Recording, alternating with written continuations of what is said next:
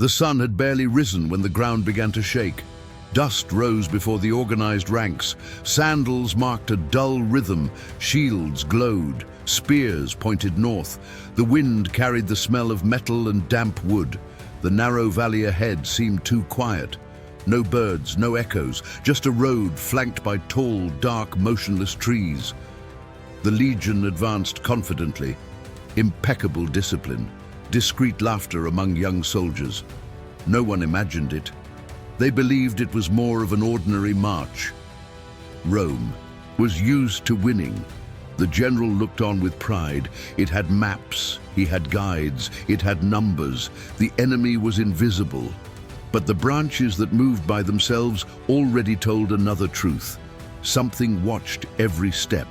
Something awaited. The valley would be a gorge. They weren't getting on a route. They were entering a trap. And no one realized until it was too late. The sound of the wind seemed to whisper a warning. Don't come back. The trees closed behind them. The path narrowed. Humid. Heavy air. The Legionnaire's breath created a fine mist. The general raised his hand and ordered silence. Slow steps. The sound of the armor creaked. Ancient arrows were stuck in logs. Forgotten war marks. It was a place where the memory of the land seemed alive. The local guide, with restless eyes, tried to hide his fear. They said they knew the region. They said he was faithful to Rome. But his hand trembled. Somewhere in the trees, eyes watched. The forest was the enemy. The Romans felt like giants, but they were prey. The first snap, a broken branch, nothing visible, only echoes. Tension. The general thought about stopping, but pride spoke louder. The order was clear: move forward. Each heavy step sank into the dark ground as if something pulled. Silence turned into a threat, and the danger still had no name. A scream, short, dry. It came from the woods. Everyone raised shields. An arrow pierced through the air and hit a helmet. The soldier fell. Blood ran down the side of the armor. The valley swallowed the sound. Then came dozens of arrows, and then hundreds. Sound of iron rain. There was no visible target, just shadows running between logs. The Romans closed themselves in formation, shields raised, but the arrows came from all sides. The wind brought death. There was no clearing, there was no room. Discipline began to fail. Soldiers tried to respond, but no enemy appeared. The forest was the enemy. The general realized it too late. That local guide was missing. He had disappeared in the middle of the trees. Betrayal. Rome trusted someone who had already sold his life to the barbarians. The entire valley became an ambush. The first line fell, and it was still just the beginning. When the legionnaires tried to advance, the ground gave way. Logs fell from above like murderous wooden walls. The sound was brutal.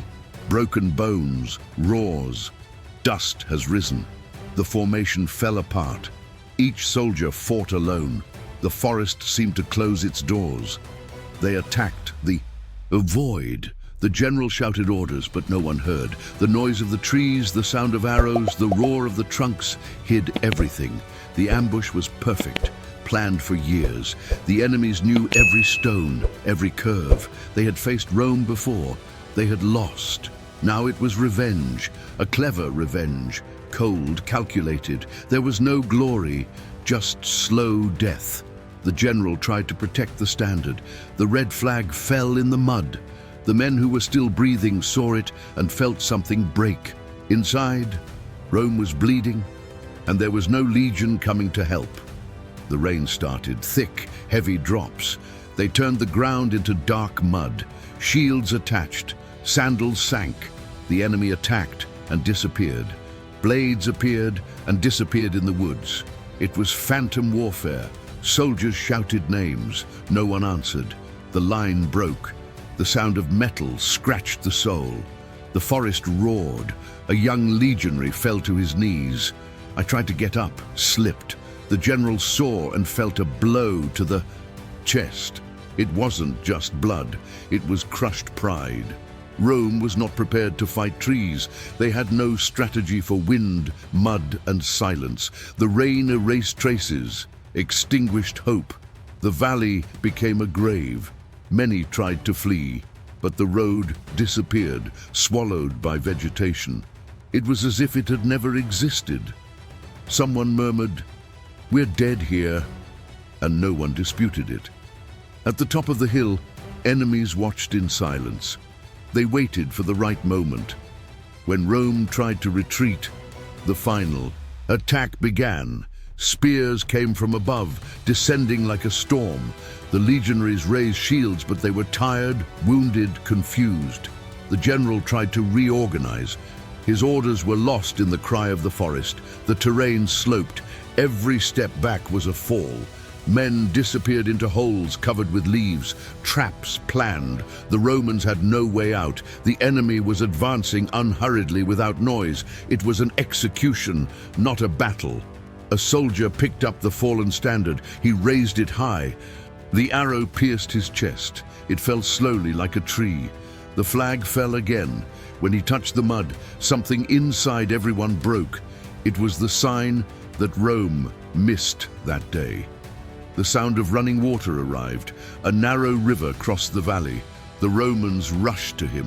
They wanted to cross. They wanted to live, but the river was deep and fast. The armor weighed him down. Some tried to swim. They sank immediately. Others tried to fight on the sidelines. The enemy attacked from behind. The mud prevented any movement. Swords attached, shields jammed.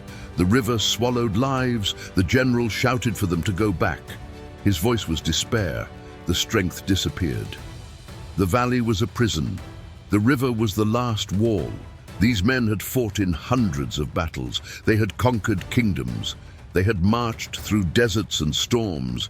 But that morning, they were defeated by trees, water, and silence. The story is not over yet. The worst was lurking. The sound disappeared. No screaming, no step, just rain and wind. The bodies were scattered among logs, mud, and water. Few remained. The survivors crawled into a clearing. They breathed hard. They looked up at the sky without answers. The general, covered in blood and dirt, knelt down. He understood. It wasn't just a battle. It was a lesson. Roman arrogance came at a price. They believed that no one could defeat them. Nature has proven otherwise. The guide's betrayal was just a piece. The rest was pride. The forest did not bow, and the legion disappeared. The general saw figures moving. I didn't know if they were enemies or ghosts. It was finished. Silence was crueler than arrows, and there was still one last revelation. Days later, Roman patrols tried to find survivors. They found only broken armor, broken spears, cracked shields. No body, nothing. It was as if the army had been swallowed up by the earth. The forest hid everything. The barbarians knew every root, every rock. They collected the dead. They hid traces. They wanted Rome to wander forever. The general disappeared. No official record described its end. The Senate received only fragmentary news. A legion fell. There was no talk of numbers. There was no talk of a voucher. Just silence. The defeat was hidden. Rome preferred to forget, but the peoples of the north never forgot. That valley became a curse. To this day, locals say that on rainy nights they hear armor walking in the mud, and no one dares to enter there. The ambush changed the world. Rome was unable to dominate the entire region. The frontier never moved beyond that valley. The empire lost men, pride and will. Nature won, betrayal won. Arrogance was punished. A legion disappeared within minutes. No glory, no witnesses, no official history.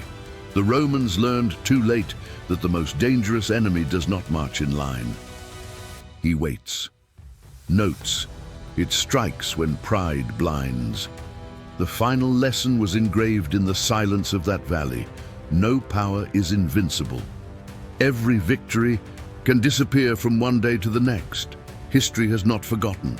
Only Rome tried to hide it. If this story has marked you, like, comment, and subscribe. This helps the channel to continue bringing hidden truths from Rome.